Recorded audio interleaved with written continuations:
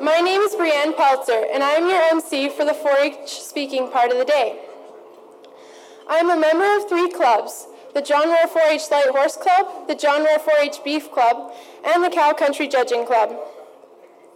I have many projects, including horse, steer, heifer, cow-calf, and judging projects. One interesting fact about me is I love playing volleyball and play for a school team, club team, and have played for the Southern Region Winter Games team in Medicine Hat this past February. There's some big news in Alberta for the upcoming year. 4-H Alberta is celebrating 100 years. For an old program, our members sure look young. There are many celebrations in the province being planned to honor this great program. The South Region is hosting 4-H Cloverville in Lethbridge at the exhibition grounds on January 7th. This day will showcase 4-H clubs from the South Region with display booths showing what the members have been up to for the last 100 years. The Western Regional Leaders Forum and Senior Members Conference are being held in Edmonton in March. This is the first time since the start of the WRLF conference in 1966 that will be held in Canada. There will be hundreds of leaders and members from Alberta, as well as the Western United States, taking part in educational sessions and celebrating our 100th birthday. One more big 4-H centennial event is the 4-H Fever. It is our big provincial birthday party and is being hosted August 3rd to August 7th in Olds, Alberta, the birthplace of 4-H. There will be livestock classes, life skills projects, and tons of 4-H fun. 4-H program has been 100 years old. 100 years is a milestone of our great past. With a program like 4-H, there will be many more milestones to come. I would now like to introduce you to our first speaker for the day, Dawson Paul. Dawson is 16 years old and a member of the North 40 Mile 4-H Club in Bull Island area. He has been a 4-H member for 6 years, and his projects include a market beef and beef breeding project. Dawson attended a 4-H exchange in New Brunswick in 2015 and loved it. Dawson Paul. How that bacon got to your plate, how that bacon got to your plate, Dawson Paul.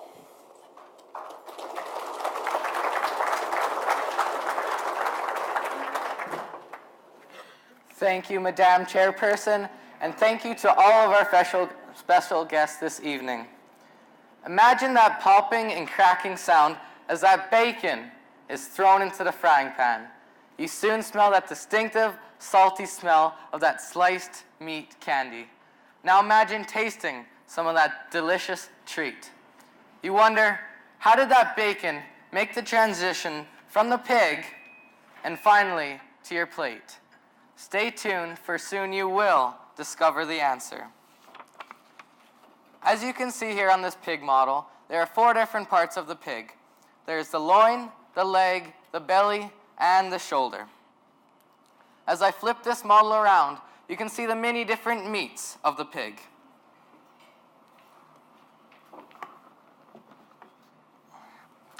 Where does the bacon come from? Well, bacon comes from right down here, in the side and the spare ribs of the pig.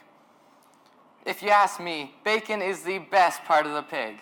But bacon is not the only part of the pig that can be used for meat. Ham comes from all the way back here, in the leg and in the rump.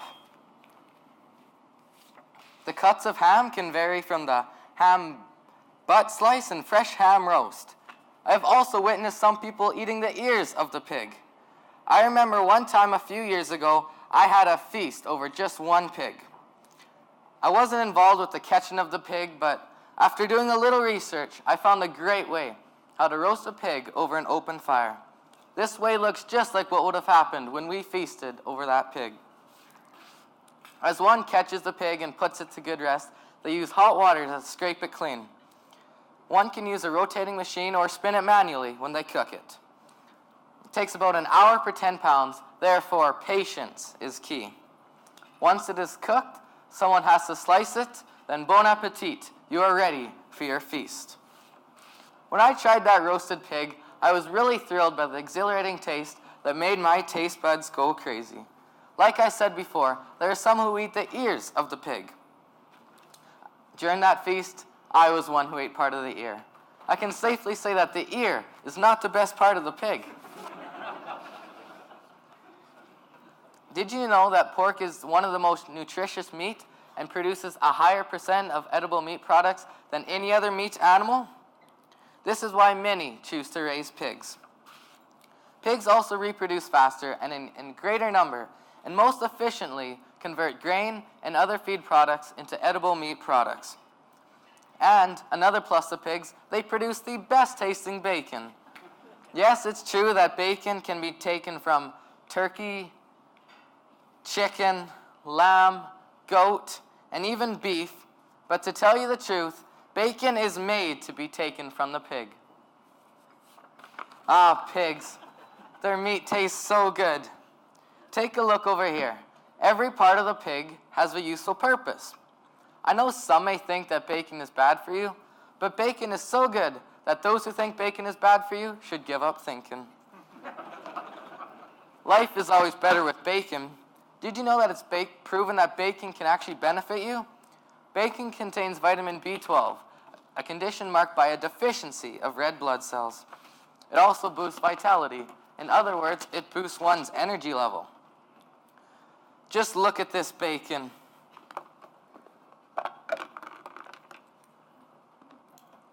I wish I had a burger with me right now, because a burger is never completed without bacon. I like bacon because it's quick and easy to make, and because bacon doesn't judge me.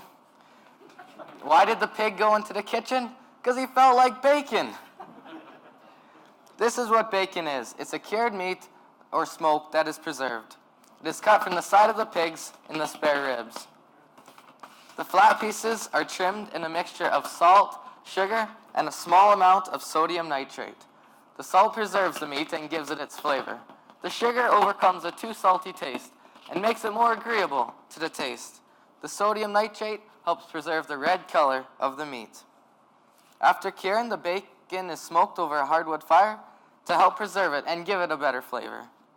For all you Canadians out there, there's more than one type of bacon. Yes, you guessed it. That type of bacon is Canadian back bacon. This type of bacon is taken from up top in the loin, the fat back portion of the pig. If you don't like all the fat that regular bacon has, then Canadian back bacon is for you. It is less fat than bacon taken from the sides. With their differences, they still have similarities. Both are in bacon, they come from the pig, and they're both smoked. Speaking of Canada and bacon, Canadians do not consume the most bacon in the world. Denmark is the country that consumes the most bacon in the world. Bacon is very affordable, but if pigs could fly, the price of bacon would skyrocket. How bacon got to your plate? That's the big question. Well, it all starts as meat inside the pig. The bigger the pig is, the more meat one will get from it. So there the pig is, running around one day happy, all completely oblivious as to what will happen to them in the near future. 12 to 24 hours before butchering, the pig should be given complete access to water, but denied food. That way, the digestive system can be flushed. The pig should also not be under any stress during these hours, because stress results in a poorer meat product. When the time has come for the pig to be turned into meat, they are ready for the next step. Next is a step where the pig's heart stops pumping. Immediately, the pig is cut open to preserve the great tasting meat. The pig is then hauled into a bucket of boiling water, and only then can it be dehaired. Skinning can also be done, but this requires the carcass to be thoroughly chilled. Next step is nasty, but it has to be done. This is the step where the guts are removed. But just think, soon after this, one will have some great tasting bacon. We have all heard of the BLT. This came from a waitress who would use shorthand to speed up orders. Now back to how that bacon got to your plate and even on your BLT. A single farmer or an independent butcher is probably going to take his knife and carve all the different cuts of the meat. This is all right, but modern technology allows us to larger quantities of bacon at a much faster pace. The bellies of many pigs are removed and froze, where they'll be sent to the manufacturing line. When a load comes in, it is tumbled to soften it to make it easier to work with. An automated machine then separates the skin from the meat. Next, the meat is cured, which is a topic I previously mentioned. In the cooler they go for a couple of days, only for the purpose that they'll be firmed so that they can be sliced easier. Slicing of the meat is a very important step because without it, one will not have the juicy shape of bacon. The bacon is then packaged where it will be shipped to a supplier and ready to be cooked and served. Bacon is amazing. It can come from the sides of the pig or the back of the pig. Pigs produce the best tasting bacon, and I love the smell of bacon in the morning. It's not morning now, but this bacon still smells great. For the most part, pigs are raised on a farm, but for some reason, if a pig walked into a desert, he'd be like, "I'm bacon out here." Now you know how that bacon got to your plate.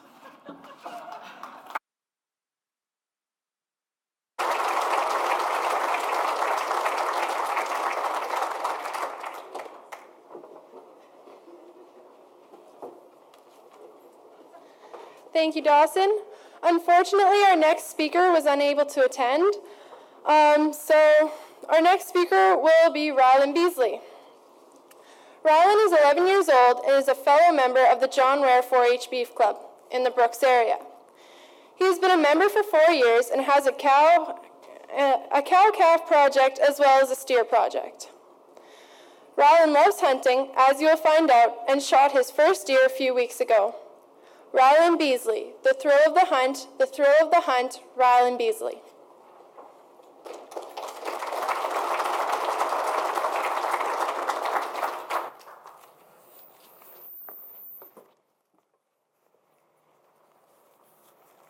"You ready, Dad?" asked me. "Yup," I replied. Boom! Master Chairperson, honorable judges, fellow 4-H members, and guests. My dad and I are ready to go hunting. My first time. I'm so excited. I get up around 5 in the morning for the big hunt. On go my long johns, my warmest socks, and about 2 or 3 more layers of warmth. I have to put on some old pajama pants over my snow pants so they don't rub together and make noise. We're out the door by 6 so we can get into a good position by first light. We hiked and we hiked and we hiked until my legs ached like they were going to fall off and my boots might have had puddles of sweat in them. He was peering through the bushes when we saw him, a mule deer buck. We froze where we were standing and slowly sat in the snow. The deer cautiously stepped towards us, and the deer, my dad and I, were full of curiosity. After a couple of minutes, my dad whispered, barely audible, "Are you ready? Is he the one you want?" "Yup," I replied. Then, after a couple seconds of suspense, boom! That hunt was the first of many to come, and from that day on, I've loved hunting. In mid-November, my dad and I decided to step up our game to elk. We went up there one day early so we could scout out a herd, but since we'd never been elk hunting before, we got our friend Jay to help us. There was a herd of about 200 elk that we thought we'd be easily able to get to in the morning. The elk herd didn't think the same as us. The next morning we looked and we looked, but we couldn't find them.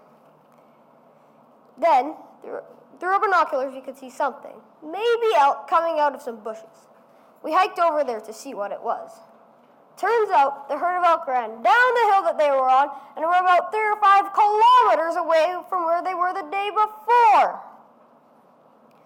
They were about 375 yards away from where we were sitting, and we were in a perfect position to shoot one if they came down the hill that they were on. But we knew they were bedded down for the day. So since my dad, Jay, and I were all hungry, we decided to go grab some lunch in Longview.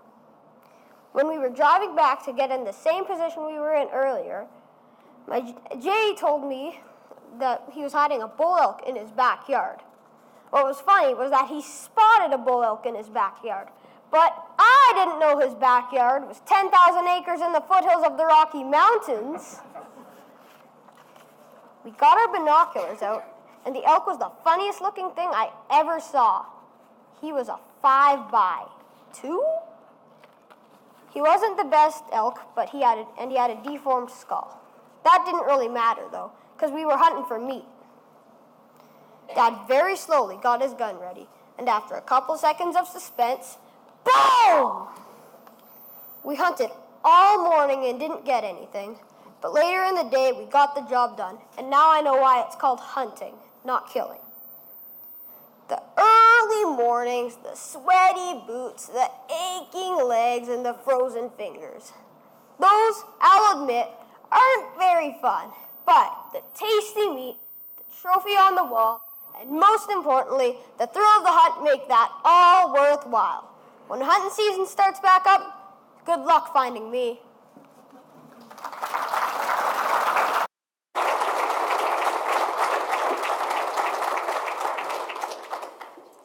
Thank you, Robin. Our final speaker for the day is Holden Hepler. Holden is 15 years old and is a member of the Warner 4-H Beef Club. He's been a member for 7 years and has a steer project. Holden loves paleontology and being a camp counselor for science camps. Holden Hepler, The Road to Success. The Road to Success, Holden Hepler.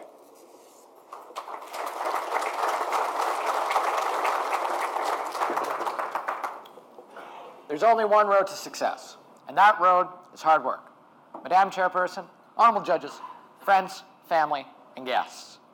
Imagine you're sitting on your couch, 15 to 18 years old, and you're looking at your 6 papers due and a pile of laundry you have to finish before your parents get home in 15 minutes.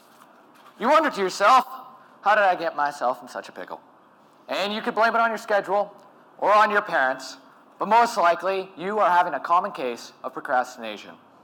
Everyone does it, putting off things to the last possible moment to finish something, so you can focus on those more important things like Netflix or that cute video of a cat playing a piano.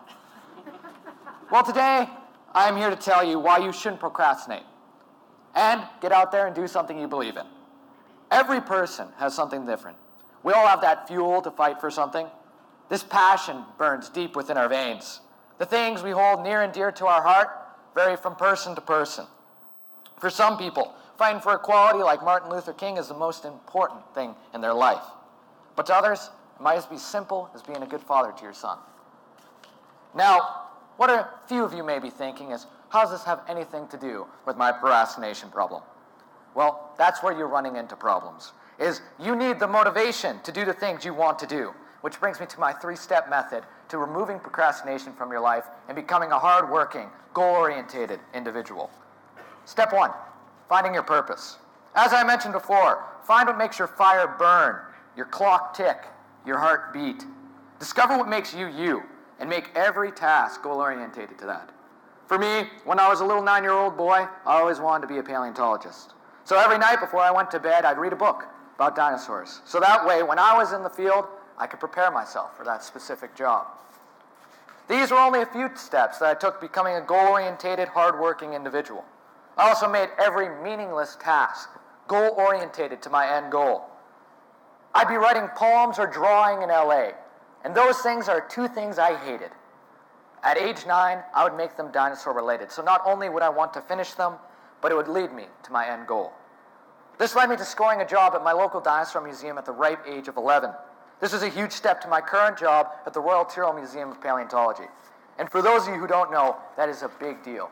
And it's something that is a huge opportunity for me, which brings me to step 2, getting involved. Whether it be rallying at corporate buildings for equal pay or watching your son at playoffs. When you find your passion, make sure you do everything you can to put your heart into it. Lots of people get turned off at this point in the plan because more times than not, you started at the bottom of the totem pole, meaning little or no pay and doing jobs that don't relate to your end goal, like cleaning and doing dirty work. But trust me, once you start to climb that ladder, that time at the bottom feels like nothing at all. Tell me that there's no jobs or that you need experience that doesn't exist to get into these jobs. And I'll tell you that that is an excuse. Any one person can change the world, so how hard can it be for you to have a job? No one person, no Wayne Gretzky was doing slap shots out of the womb, and no Michael Jordan was doing slam dunks before practice. You need time to grow, mature, and perfect your interests. So don't be discouraged if your fundraiser was a flop or you didn't get that job. You must never stop. In that pursuit, you must never stop and never stop getting involved. Perfect your interests, because there's never been a success story for someone who hasn't tried. The only thing stopping you from success is the barriers that you have put in front of yourself. One of the main reasons we procrastinate is we as humans are inherently afraid of failure. For example, ask any person with social anxiety why they do not wish to go out in public settings. They're afraid of embarrassing themselves and failing socially. Once you get past this fear of failure, your goals become a lot easier. You're more willing to take risks and get involved, which brings me to step 3, inspiring and encouraging others. A huge part of achieving your dreams and to stop procrastinating is by creating a support group of peers, friends, and co-workers. These people can help you through times of weakness. When you want to go to the movies instead of study. When you want to have that slice of pizza instead of sticking to your diet. These friends and co-workers and peers will help you through those tough times. Another thing is talk about your passion. Scream it from the rooftops. Tell everyone you know about it. Make it feel like what you're doing is worthwhile. Not to mention, it'll also keep you on track to your goals. If you inspire someone else, there's nothing better than seeing that 6-year-old smile light up as he looks at you and says, when I grow up, I want to be that too. Every day and night, you should try and inspire others with your passion. Maybe one day you can make them dream big and follow their goals. So there you have it, my 3-step method to success. Finding your passion, getting involved, and inspiring and encouraging others. Now, I cannot guarantee that these 3-step methods will help you achieve your goal, but I can at least make it able so that way you can say that you have tried.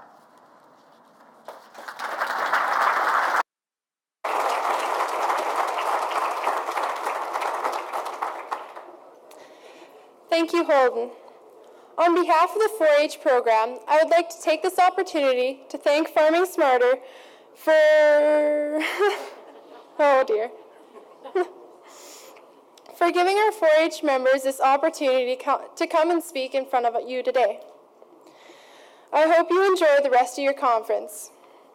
I would also like to introduce you to Dr. Gann. He's a scientist from Swift Current and has been working with AFSC for 20 years. He will be speaking to you on durum wheat. Please welcome Mr. Gann.